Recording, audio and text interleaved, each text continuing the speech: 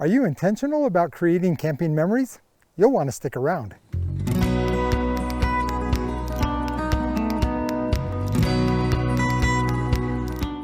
Welcome back to Outdoor Skills Made Easy. Every time we go camping, everyone at the end of the day has a story. It could be the river that they got into, or the animals that they saw, the rocks that they found, or some of the flowers that were growing wild out in the wilderness. But it's important for me that my family and friends not only have memories of things that they saw and experienced, but it's something that touches the heart. This takes a little bit of pre-planning. You might consider preparing some topics of conversation that would add to the experience. For example, what is the history of the area that you're camping in? Or do you know where the river originates or where it goes to?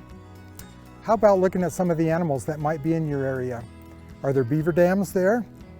You might consider learning a little bit about the beavers and what they do for the environment and what triggers them to try and stop up a stream. Are there people that are geologists in your family? They can tell you about the rocks and the formations. How about nature? Can you identify the wildflowers that are out, the birds that you might see, or the animals that are roaming in your area? Does someone in your group love astronomy? In the evening, as you're sitting around the campfire, you may talk about the stars and the grandeur of the universe.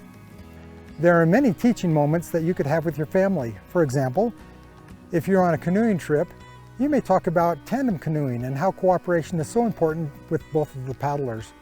In addition to planning the physical items that create memories, kick it up a notch and plan some topics of conversation that will touch the heart. We hope that this has been helpful and informative to you, and we hope that you'll join us again at OSMEtv.